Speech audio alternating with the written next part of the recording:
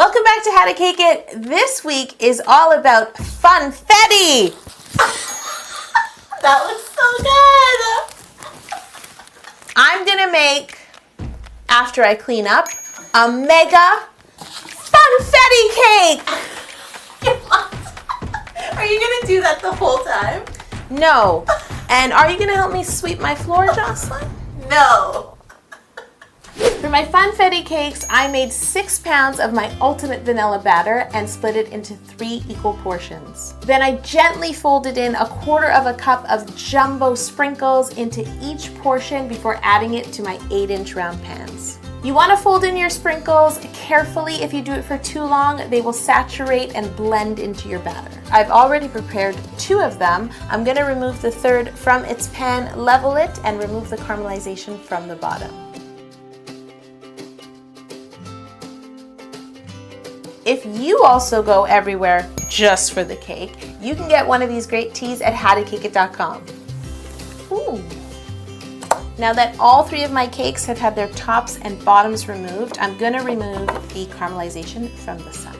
I'm going to use a 7-inch cake pan, placed gently on top and cut around with a sharp serrated knife. If you don't have a 7-inch pan, you can use a bowl in your kitchen, a template, anything that's round and fits within the caramelization.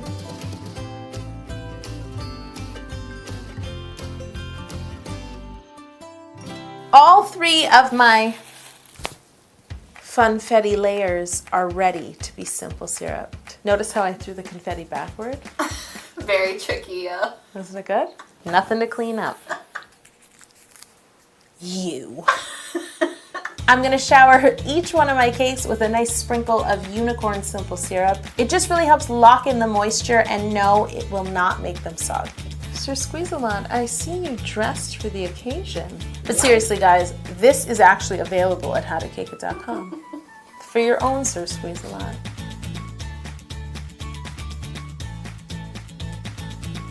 I'm gonna fill this cake with 4 different colors of buttercream. For this, I have 1 recipe of my Italian meringue buttercream, 4 spatulas, which, as you can tell, I often use for coloring buttercream, 4 separate bowls, and 4 colors of food coloring. I'm gonna add about 1/2 cup of buttercream to each of my 4 bowls. You're gonna have some Italian meringue buttercream left over, and we're gonna use that later. I'm gonna dye my buttercream yellow, orange, purple, and pink to match my sprinkles.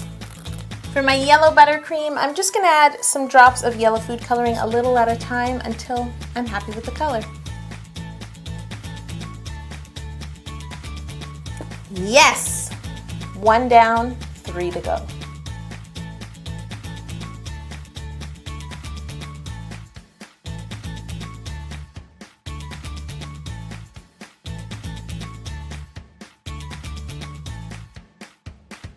My buttercream is colored, my cakes are ready, and I have funfetti Rice Krispie treat cakes.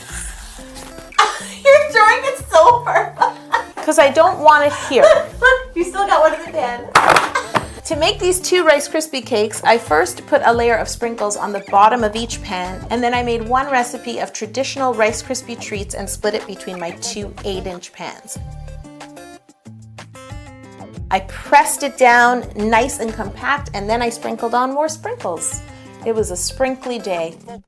The reason I didn't add my sprinkles into the mixture is because the heat from the butter and the marshmallows would have melted them. I made my Rice Krispie cakes in a removable bottom pan so that they would be easier to get out. Now I'm just going to flip it over, remove the bottom of my pan, and the parchment paper. If you don't have removable bottom cake pans, just use parchment paper and grease the sides really well. You can use a spatula to get them out like you do with cakes. It's time to stack up this funfetti mega cake, starting with a funfetti cake layer on the bottom and orange buttercream.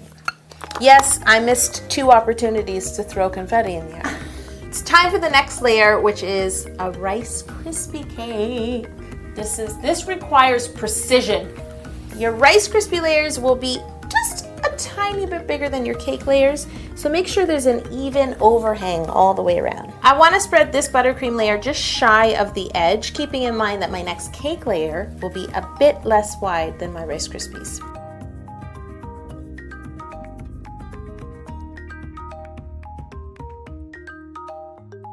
Now back to cake and yellow buttercream.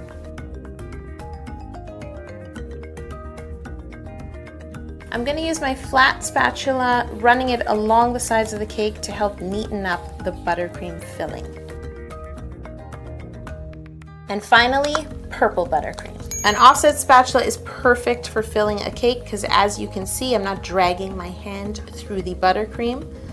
Now I'm going to add my final cake layer. And now I'm going to put this cake in the fridge to chill. Yep. Without a crumb coat. My cake is nice and chilled. I'm going to fill this piping bag fitted with this piping tip with my Italian meringue buttercream. I'm going to use this to help me apply buttercream to the sides of the cake layers alone, trying not to get a lot on the Rice Krispie layers. You want to twist the bag in your hand and keep your thumb and index finger around sort of the twist so the buttercream doesn't come oozing out the back. So I'm going to pipe my buttercream in rings around each cake layer. I'm guessing it'll take about 3 or 4 rings per cake layer. It's time to pipe my buttercream, pipe it up! The first layer is piped, now I'm going to pipe the other 2 layers. Don't worry if a bit of the buttercream gets on the Rice Krispie layer, it's all good. It's literally all good. I just want to add a dollop of buttercream to the top of my cake and spread it before piping the last line. Why, oh, why? I'm kind of doing a semi-crumb coat without a chill. Now I'm ready to pipe the final ring. And now, beep, boop, beep. Okay, ready? You love your scary music. I do. Now I'm going to add a bigger dollop of buttercream to the top of my cake and begin to spread it around.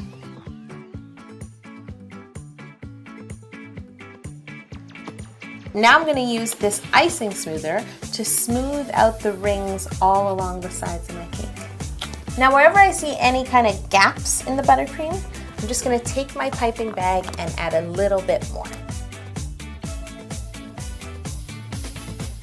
Now I'm going to use my icing spatula to smooth the top of my cake. I'm going to use the flat side to just scrape my buttercream in. I'm going to use my small offset spatula to just sort of clean up my buttercream. And a final touch up on the top to get it nice and smooth. I went ahead and put my leftover colored buttercream into parchment piping bags. I'm just going to cut a little hole in the tip of each one of these. With each color, I'm going to pipe thin lines of buttercream onto the white areas of the cake, one area at a time. Now I'm going to take my small offset spatula and smooth out these colors, blending them into the white. I'm going to repeat this on the second and third buttercream layers. You want to smooth your colored buttercream around the cake just once. If you keep smoothing, all the colors will just blur together.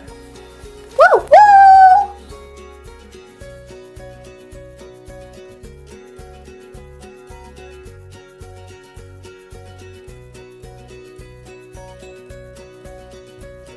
I love this. It looks so good. It's so cool. I'm gonna put this beautiful cake in the fridge to chill, but in the meantime, I'm gonna prep some toppings. To top my cake, I actually made a second recipe of the classic Rice Krispie squares. This time I set them in a square 8-inch pan, still with sprinkles on the bottom and on the top, but I put the full amount of Rice Krispie goodness in one pan. I'm using my flat spatula to remove my Rice Krispies from their pan.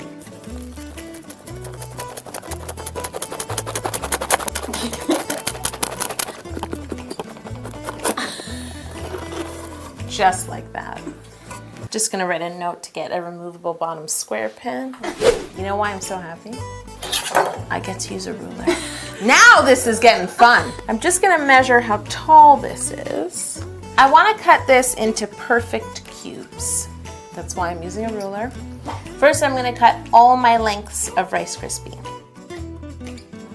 Now that I've cut all my lengths, I'm gonna turn them around and use my ruler once again.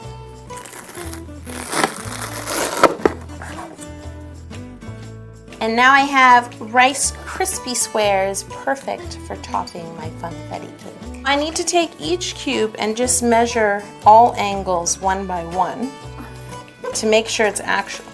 I'm just kidding. We're not gonna have that much fun. I'm gonna prepare one more topping for my mega funfetti cake because I always think that Rice Krispie squares need more marshmallows. I'm not just gonna put plain old marshmallows on my funfetti cake. No, that's not fun enough. I'm gonna use some clear piping gel on the marshmallow.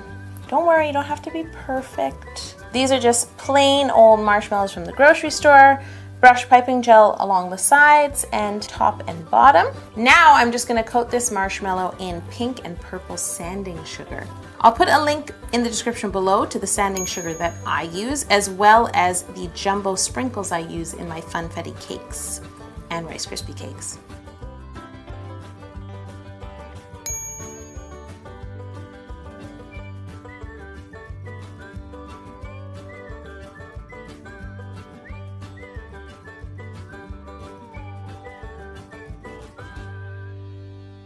I'm gonna move my funfetti mega cake to this cake stand. I'm gonna flip it onto this board and then flip it onto the stand. Now that the bottom of my cake is exposed, I'm gonna put the stand on upside down.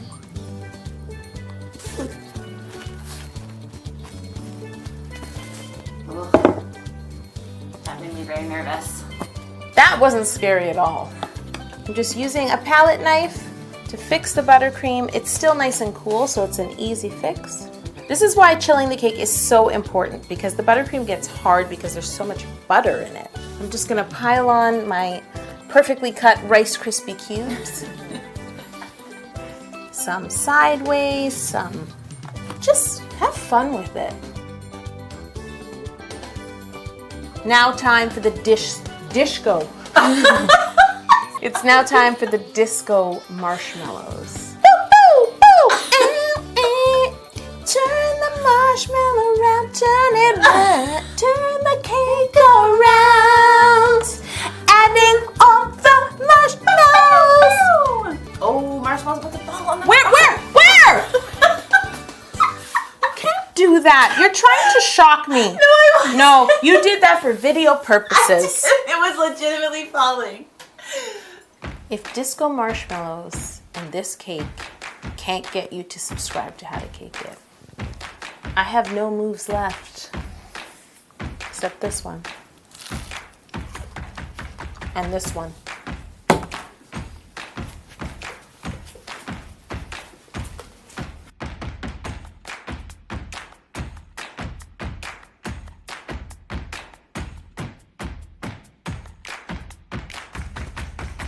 Was that a Rice Krispie square drop?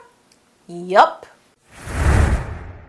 I'm so glad you guys all joined us for this episode, but I really am just here for the cake. I don't even know how to do this. Oh, yes.